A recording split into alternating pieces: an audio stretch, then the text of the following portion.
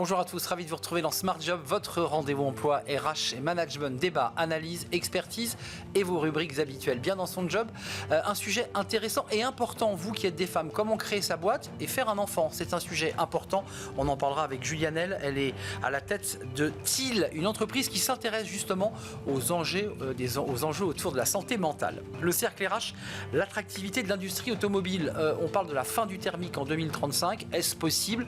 On en parlera avec nos invités.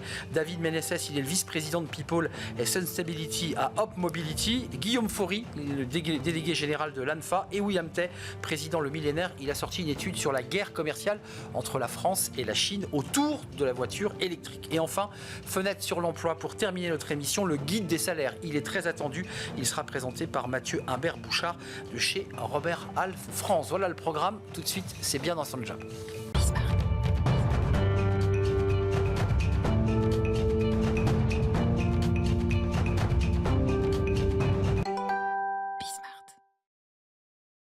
Bien dans son job pour parler de la maternité. Vous voulez et vous avez créé votre entreprise et en même temps vous attendiez un enfant. Comment faire pour concilier les deux? On en parle avec Julia Nelbiz, évidemment. J'ai écorché votre nom. CEO de TIL. TIL, c'est une entreprise de la tech qui s'intéresse aux enjeux de la santé mentale auprès des collaborateurs. Pourquoi avoir choisi ce sujet maternité, création d'entreprise? Ça coule pas de source. C'est compliqué. Oui, alors c'est un sujet qui est très important pour moi à double titre et dans l'expérience parce que justement je pense que c'est très important. Parce que vous l'avez vécu exactement, qu'on arrive à concilier création d'entreprise et maternité et aussi parce que quand on parle de maternité, quand on parle de parentalité, on parle aussi de santé mentale et donc c'est deux sujets sous deux angles différents qui sont très importants pour moi. Qu'est-ce qui se passe lorsqu'on attend un enfant et qu'on a sa boîte? Puisque vous parlez de votre propre expérience.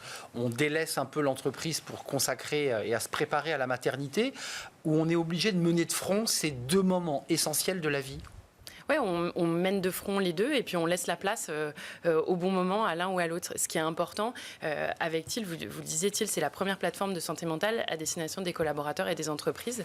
TIL, c'est une entreprise que j'ai cofondée en 2021 avec 3 associés. Aujourd'hui, on est 50 collaborateurs, on sert plus de 150 clients, dont Air Liquide, SFR, Cartier, Bearing Point par exemple, donc des grosses entreprises. Et on a mené 2 levées de fonds pendant ces 3 années. On a levé 2 levées de fonds en parallèle. Et en parallèle, effectivement, j'ai eu 2 enfants. Mais est-ce qu'il y a des femmes qui se censurent, qui disent j'ai toujours eu envie de monter ma boîte, mais en fait, je vais devoir sacrifier aussi mon désir de maternité? Je pense que c'est un très bon point. Il y a 2 choses. Il y a la censure et l'autocensure. Donc la censure, c'est plutôt celle qui vient des autres. Et l'autocensure, c'est celle qu'on s'impose à soi-même. Et tout ça, souvent, est le fait de biais qui sont conscients ou inconscients et qu'on perpétue. Et pour moi, c'est important de rappeler que réussir à concilier maternité et entrepreneuriat, c'est pas seulement important, c'est une obligation si on veut faire bouger les lignes et faire avancer plus vite l'égalité homme-femme. Est-ce que vous pouvez donner quelques conseils, à la fois à travers, j'imagine, votre propre expérience, mais aussi à travers le travail que mène TIL? Qu'est-ce qu'on doit faire pour mener les deux? Puisque vous l'avez vécu et des milliers de femmes le vivent. Elles sont entrepreneuses, attendent un enfant et vont s'occuper ensuite d'un enfant parce qu'il y a l'attendre, puis ensuite il y a l'élever. C'est quoi les conseils pratiques? De temps en temps, il faut savoir déléguer, il faut savoir prendre un peu de recul, se reposer aussi parce que c'est très fatigant. Déjà, il faut faire de sa santé mentale une priorité. Et c'est intéressant la façon dont vous me présentez la question parce que c'est vraiment ce double angle. Nous, on voit dans les entreprises chez qui on accompagne les collaborateurs et les directions des ressources humaines, le sujet de l'accueil de la parentalité et comment on fait pour créer une entreprise qui soit propice, c'est un vrai sujet. Les conseils concrets, ça va être de prioriser la santé mentale. Qu'est-ce que ça veut dire? Être alerte sur sa charge, être alerte sur ce qu'on ressent, savoir être assez assertif pour savoir poser des limites. Et ça ne veut pas dire ne pas être investi, bien au contraire. Moi, j'aime bien rappeler que je pense que la maternité m'a rendu aussi une entrepreneure et une dirigeante d'entreprise encore plus efficace et encore plus alerte à plein d'égards. Et un autre point qui est essentiel, vous l'évoquiez, c'est déléguer, mais au-delà de déléguer, c'est savoir très bien s'entourer. Moi, je pense que ce qui a été possible chez TIL et dans ma vie familiale l'est aussi parce que je suis très bien entourée dans mon cercle personnel et avec mes associés et nos collaborateurs. Un chiffre quand même, seulement 22% des startups créées en 2022 comptent au moins une femme parmi leurs fondateurs. Non seulement c'est compliqué de gérer les deux, et vous le dites, Mais en même temps, c'est compliqué aussi de grimper les échelons dans une entreprise. On le sait, quand on a des enfants, et c'est parfois même une question, souvent très maladroite du recruteur. Attendez-vous un enfant? Êtes-vous enceinte? Ces questions-là, elles sont posées. C'est un sujet très sensible. Alors, c'est un chiffre qui est important, celui que vous citez, de 22% des entreprises cofondées par des femmes, des startups cofondées par des femmes. C'est aussi très important parce que ce qu'on voit, c'est qu'en fait, les progrès qu'on fait dans la tech ne sont pas à la hauteur de ce qu'on attendait. En tout cas, ce que moi, j'attendais personnellement quand je réfléchissais et quand je commençais à travailler dans la tech il y a 10 ans. En fait, on voit qu'aujourd'hui, il faut aller beaucoup plus vite et faire beaucoup plus d'efforts. Et c'est aussi pour ça que c'est important de montrer l'exemple. Sinon, on réplique un peu ce qui se passe dans le CAC 40 et c'est assez dommage. Mais vos enfants ou votre enfant a 3 ans? J'ai une fille qui a 7 mois et une autre qui a 2 ans et demi. 7 mois. Donc vous avez fait un deuxième enfant tout en développant votre entreprise et en la faisant grandir. Donc ce qui veut dire que c'est possible. Vous en êtes l'ambassadrice. Tout à fait. Merci Julia Nelbis. Vous êtes la CEO de TIL, entreprise de la tech qui accompagne les entreprises et les collaborateurs sur tous les enjeux de santé mentale. C'est un vrai plaisir de partager ce moment avec vous. Le cercle RH, on change tout à fait de sujet. On parle de l'automobile. Alors c'est un enjeu majeur de mobilité, de déplacement, de liberté, avec une révolution technologique. On va passer du thermique à l'électrique en 2035. C'est demain. Qu'est-ce que cela veut dire sur le plan de l'emploi, de la transformation des métiers? On en parle avec mes invités. C'est le débat et c'est le cercle RH.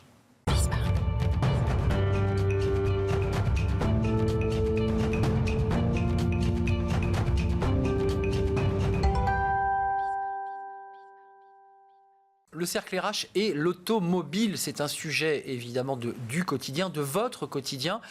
C'est un sujet aussi où des centaines de milliers de salariés travaillent. C'est un secteur, à la fois les entreprises, mais tous les sous-traitants de l'automobile travaillent. Puis c'est un enjeu de société, puisqu'on nous dit qu'on va passer de la voiture thermique, vous savez, où on met la pompe à essence, au véhicule électrique. On met aussi une pompe, mais là c'est de l'électricité ou voire même de l'hydrogène, qui est un autre débat. Qu'en est-il de l'emploi, des enjeux d'emploi, de transformation de nos métiers?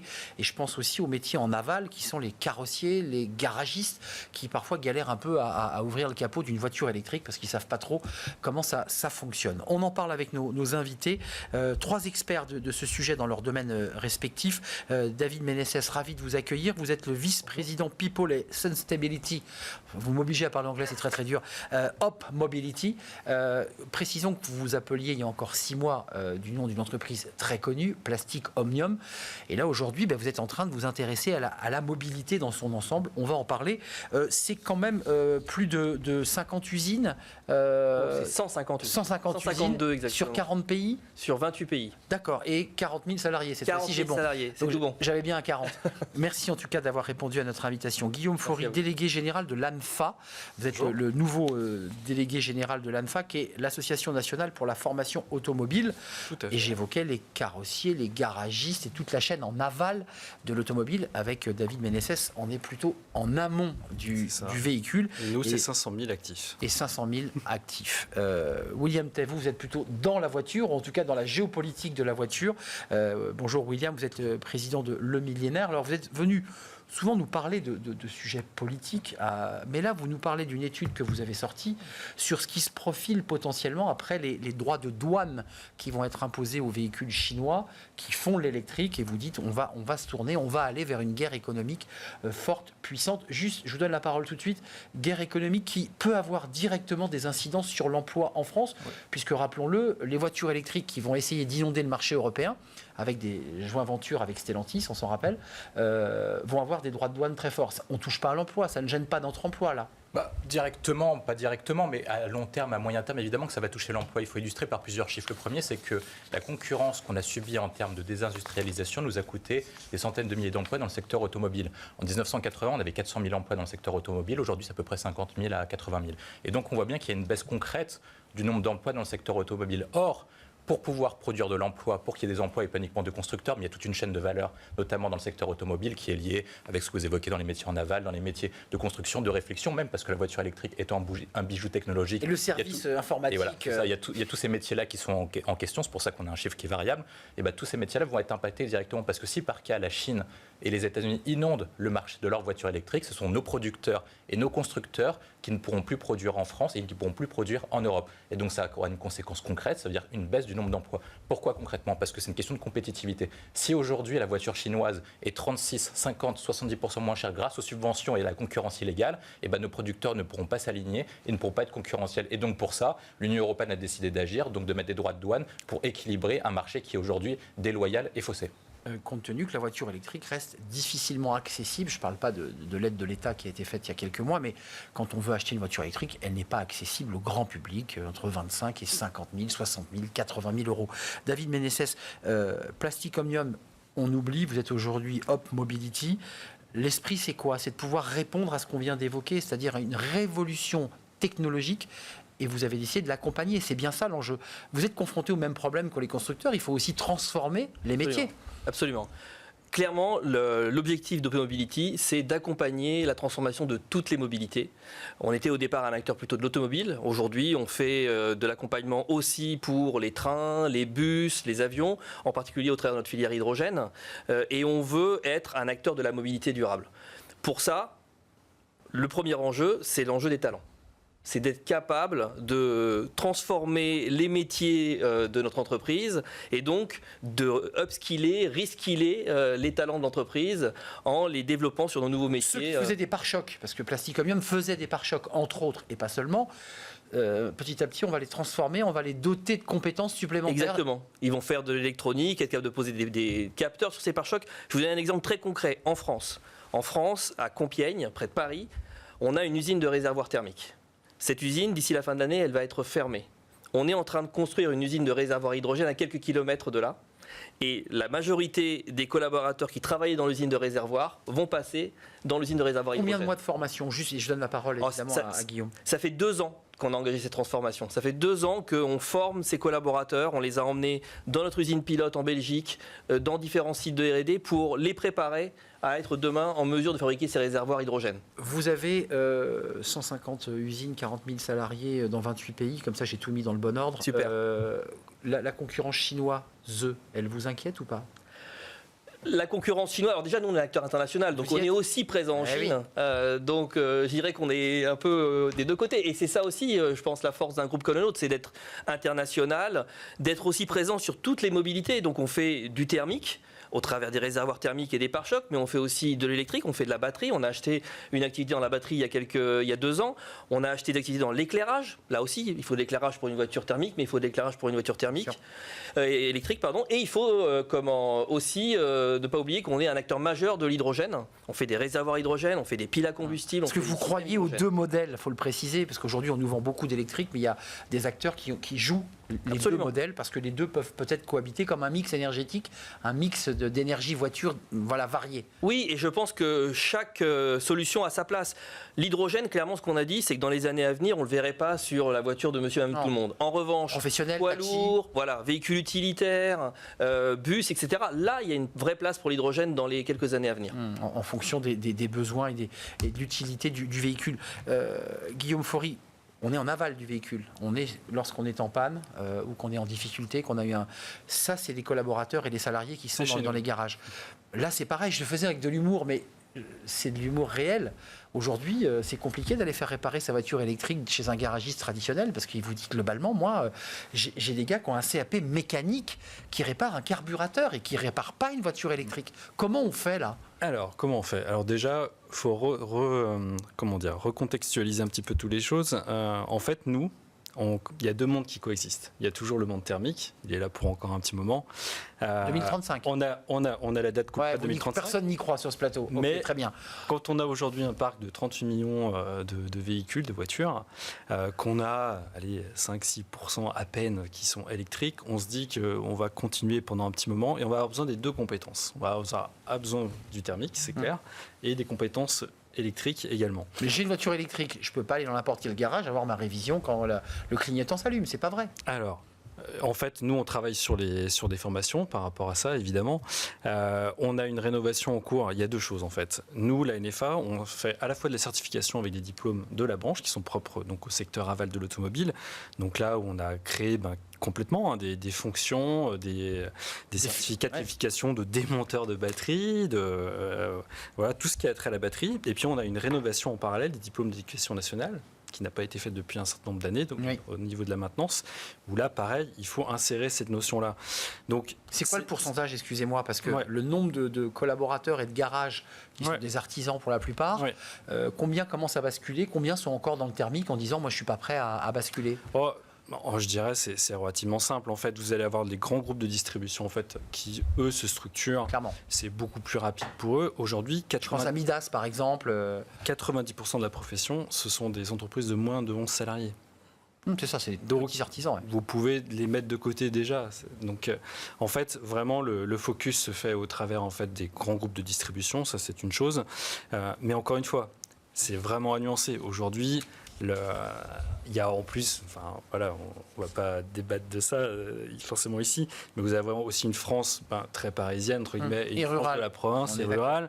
Ouais. Et les enjeux ne sont pas du tout les mêmes. Nous, on voit ça via notre prisme un peu parisien. Ma voiture, est-ce que je peux me la faire réparer et tout.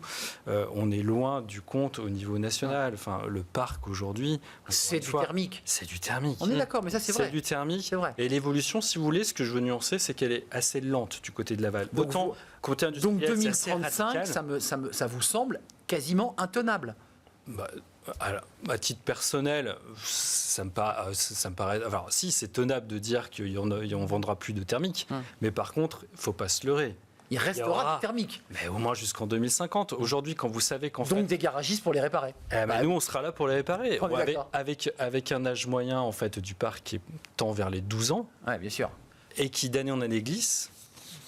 William Tej, le choix de choisir cette guerre qui se profile entre l'Europe et la Chine, ça paraît assez éloigné, mais en même temps, cette guerre, elle a de l'incidence, parce que si les véhicules viennent de l'extérieur, c'est les deux filières qui sont ici sur ce plateau aval-amont, même si vous avez un pied en Chine, qui sont directement impactés. En fait, il y a deux stratégies. Vous parlez de guerre entre l'Union européenne et la Chine, mais il y a également les États-Unis qui rentrent en jeu parce qu'ils ont mis en place un dispositif qui s'appelle l'Inflation Reduction Act. Pour résumer concrètement, c'est-à-dire qu'aujourd'hui, Joe Biden a mis en place un acte en quel, si par cas vous êtes producteur, donc c'est votre cas, et il vous paye pour que vous produisez aux États-Unis. Il vous donne 10 000, 20 000, 30 000 $. C'est énorme. Pour une voiture qui en vaut 60 000, il vous enfile quasiment entre 25 et 33% du montant. Donc ça permet notamment à des constructeurs comme Volkswagen, qui voudraient plutôt s'implanter en Allemagne, de partir aux États-Unis. Et en Chine.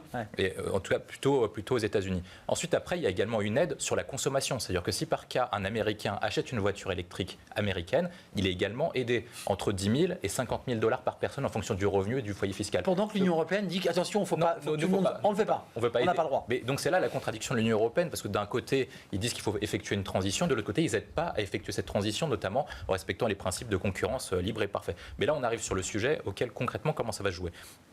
Si par cas, la Chine arrive à inonder le marché européen de ces voitures et qu'on n'arrive pas à protéger nos constructeurs, ils vont faire exactement avec les panneaux photovoltaïques, c'est-à-dire qu'ils vont avoir 85 et 90% du marché, ils vont fixer leurs tarifs, ils vont fixer leurs compétences et en plus, comme ils ont un enjeu de souveraineté, ils vont dire à monsieur et à monsieur, vous touchez pas à nos trucs, vous prenez des technologies chinoises, des ouvriers chinois pour pouvoir réparer nos bagnoles parce qu'il est hors de question qu'on fasse du transfert de technologie. Donc ce qu'ils nous ont demandé à nous pour nous implanter en Chine, il est quasiment certain qu'eux ne le feront pas en Europe et en France. Donc ce protectionnisme qui a pu être critiqué venant de l'Europe sur les voitures chinoises est une excellente chose pour notre économie.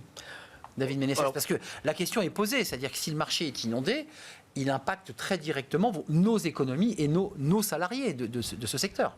Pour l'économie, je ne suis pas expert, mais en tout cas pour l'emploi, clairement, il y a un impact. En effet, si les voitures sont plus produites en Europe, elles le seront ailleurs, et donc il y aura encore une baisse de l'emploi en Europe. Dans la transfo que vit l'ANFA, on a vu que c'était Laval, les carrossiers, des petits artisans, des gens qui, certains sont hésitants. Vous n'avez pas hésité, vous changez de marque. Oui. Hop Mobility, vous ouvrez à d'autres Mobility. J'ai mal prononcé? On dit à l'anglaise, je sais que vous n'avez pas trop l'anglais, mais on dit OP Mobility. Pardonnez-moi. OP Mobility, mais si je peux le faire. OP Mobility. Vous avez décidé d'élargir le spectre. Et d'ailleurs, ce qui est intéressant, c'est que vous n'avez plus que pas uniquement la voiture comme prospect, comme cible. Ça veut dire quoi? C'est-à-dire que vous croyez moins à la voiture? C'est quoi l'idée? Là, les chiffres parlent. Aujourd'hui, la production automobile annuelle mondiale est inférieure à ce qu'elle était en 2017. Et on ne projette pas de revenir à ces volumes-là avant 2026, 2027. Donc clairement, si on veut continuer à faire croître le groupe, il faut élargir en offre et il faut élargir le segment et donc en effet regarder d'autres segments que l'automobile. En recrutement, hop, Mobility, j'y arriverai pas. C'est pas grave. Mais on va y arriver peut-être à la fin de l'émission. Concrètement, vous avez quoi en point de mire en termes de recrutement? Parce que vous nous dites, on cherche des talents, on forme en interne, et vous allez chercher sur d'autres métiers. Comment ça se passe pour vous qui avez une vue globale sur le groupe? Alors déjà, l'automobile et les équipementiers ont traversé un peu un hiver, je dirais, de l'attractivité il y a quelques années, justement quand il y a eu cette baisse de production automobile, juste avant le Covid et ensuite pendant la crise du Covid. Ce qu'on voit aujourd'hui, c'est qu'on a un regain d'attractivité de l'automobile et de la mobilité en général envers les jeunes talents, parce qu'ils se rendent compte, ces talents, que c'est un secteur qui est très innovant, très disruptif. On a été contraint, entre guillemets, par les nouvelles mobilités, mais en tout cas, on réagit à ça en mettant en place des métiers nouveaux, en mettant en place, en effet, des carrières qui sont riches. Le fait d'être dans 28 pays, d'offrir autant de métiers différents. C'est la mobilité au sens propre du mot. C'est vraiment de la mobilité dans tous les sens. C'est pas uniquement géographique, c'est également de métiers, etc. Et nous, ce qu'on prône, c'est en effet d'offrir des carrières longues à nos collaborateurs. Et le fait qu'on soit aussi un groupe familial, c'est important parce que ça montre qu'on a une stratégie et une vision de long terme pour l'entreprise. Avant de nous quitter, Guillaume, c'est pas la même logique puisque vous travaillez avec des petites entreprises fragmentées et vous incarnez aujourd'hui, vous les incarnez à travers cette délégation générale de l'ANFA. C'est plus compliqué qu'un artisan qui a 5 salariés ou deux apprentis, un mécano. Enfin, c'est pas la même logique qu'un groupe qui a 40 000 collaborateurs. C'est pas la même logique et c'est pour ça qu'en fait on les accompagne, toutes ces entreprises-là. Nous, on a des enjeux de valorisation des métiers, effectivement, parce que ça a été un peu vilipendé, ces métiers de garagistes. On associe un peu le cambouis, donc effectivement, on travaille sur cette image aussi un peu plus valorisante des métiers et on va lancer une nouvelle campagne bientôt. Et on vient de lancer aussi un nouveau, c'est notre actualité du moment, on vient de lancer un nouveau job board, donc un site en fait d'annonces d'offres d'emploi en fait en ligne. Donc on a 20 000 emplois dans la branche à pourvoir qui sont ouverts là tout de suite, qui sont des garagistes, des mécaniciens, des dieselistes, des carrossiers. On a exactement une prépondérance de métiers de la maintenance évidemment, mais carrosserie effectivement derrière. Et on a des gros enjeux d'emploi. On a quand même sur 10 ans en fait eu 50 000 en fait recrutements qui ont été réalisés. Donc nous, Laval, j'ai envie de dire que la voiture elle soit chinoise, mexicaine ou canadienne, peu importe. Nous on est sur des métiers de proximité, de service. Désolé de le dire, mais un petit peu quoi. Hormis un peu l'esprit national qu'on peut avoir et la fibre qu'on peut avoir pour les constructeurs nationaux. Exactement. Mais pour nous finalement, ça reste une voiture à vendre, à réparer, à entretenir, à valoriser après dans un circuit notamment de casse. Je m'autorise à ne pas flécher uniquement le consommateur électrique ou hydrogène que dans les grandes chaînes de consommation. C'est un enjeu quand même pour vos artisans d'aller capter une partie de ce public-là ou pas. Ou est-ce qu'ils ont décidé de faire une croix dessus en disant ces gens-là on les aura pas? Franchement, aujourd'hui, une erreur. Ce qu'on peut observer, c'est ce que je vous disais tout à l'heure. Autant les grands groupes, soit des retail de constructeurs ou les grands groupes de distribution automobile, se structurent avec des centres justement spécialisés sur le sujet. Agréés. Pour l'instant, un artisan, en tout cas un petit entre guillemets, a tout intérêt à continuer. La mutation se fait plutôt lentement sur le parc roulant. Donc je ne les vois pas changer et se mettre tout de suite à faire du démontage de batteries. On sait que les constructeurs aussi veulent garder un peu ce business-là auprès d'eux. Je vous invite à lire l'étude du think tank Le Millénaire sur cette relation, sur la relation Europe-Chine autour de ces enjeux automobiles, industriels. C'est une étude que vous avez coordonnée, William Test. Un vrai plaisir de vous accueillir. Merci à David Ménessès. Combien de recrutements, là, juste avant de nous quitter? Là, si on va sur le site de OP Mobility. En gros, on renouvelle une dizaine de % de notre workforce chaque année. Donc, c'est 4-5 000 personnes qui rejoignent le groupe chaque année. Allez sur le site d'OP Mobility. Je l'ai bien dit cette fois-ci. Absolument. C'est un vrai plaisir de prononcer votre marque, très jeune. Merci David Ménessès et merci à Guillaume Faury, délégué général de l'ANFA. 80 000, vous avez dit le chiffre exact 20 000 emplois à saisir sur notre site Job to Move. Job to move. Écoutez, voilà, on a fait le maximum pour mettre en valeur vos initiatives. Merci à vous trois. On termine notre émission avec Fenêtre sur l'emploi et c'est le guide des salaires, observé d'ailleurs par tous les acteurs pour savoir quel est un peu le niveau des salaires avant un recrutement. On en parle avec Robert Half.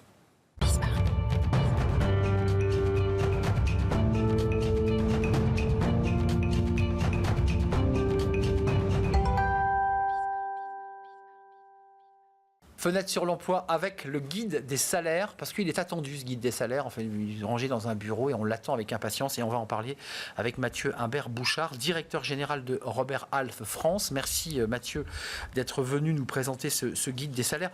Pour donner un peu une philosophie générale au-delà des chiffres, au-delà des détails, au-delà des secteurs, ce qui ressort quand même dans ce guide des salaires, c'est que les salariés anticipent, j'allais dire, ce qu'on nous prédit comme une année difficile 2025 et finalement leurs exigences sont moins importantes.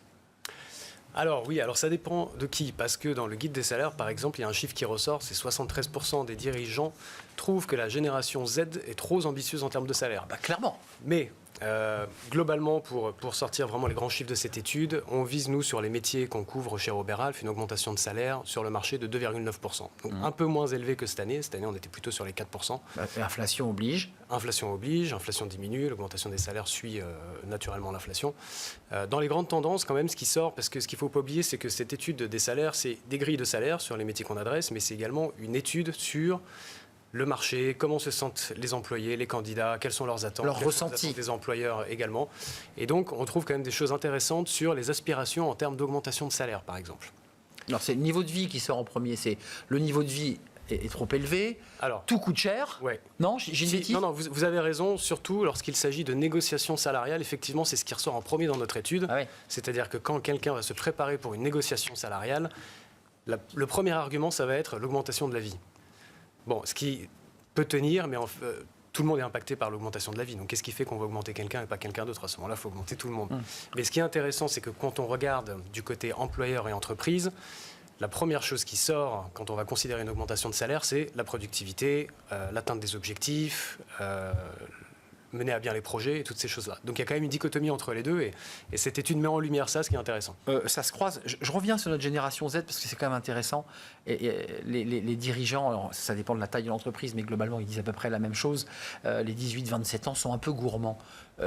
Comment vous l'expliquez ? C'est qu'ils ont eu le sentiment, ou peut-être d'ailleurs ce n'est pas un sentiment, qu'ils ont pris le pouvoir, cette génération Z, et qu'ils ont la capacité de pouvoir tordre le bras aux DRH ou aux dirigeants ? Alors je pense qu'il y a plusieurs choses. D'une, c'est une génération qui est beaucoup plus au courant que les générations précédentes. Plus connectée en tout cas. De leurs valeurs sur le marché, à travers toutes ces études qu'ils lisent.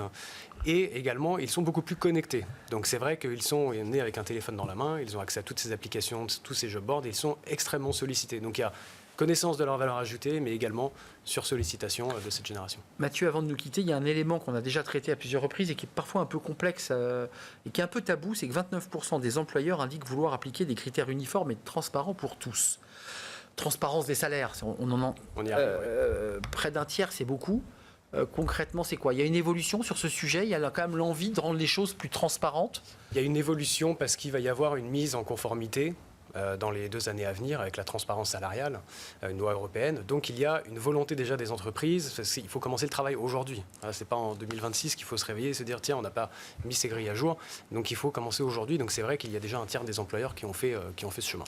Merci d'être venu avec nous, Mathieu Imbert-Bouchard, directeur général Robert Half. Allez vous procurer donc ce guide des salaires. Donc c'est le guide des salaires 2024-2025. C'est 2025. Alors, c'est 2025, 2025. Mais qui sort en avant-première. Et en plus, il sort un jour important puisque c'est le jour de votre anniversaire. Joyeux anniversaire, merci. Mathieu. Voilà, c'est une petite page personnelle. Un petit billet rose, comme on dit dans l'émission Smart Job. Merci à vous, Mathieu, d'être venu nous rendre visite. C'était un vrai plaisir. Merci à vous. Merci de votre fidélité. Merci pour vos messages sur les réseaux sociaux. Merci à toute l'équipe. Merci à Andrel pour la réalisation. Merci à Héloïse au son. Et merci évidemment à Nicolas Juchat. Je vous dis à très bientôt. Bye bye.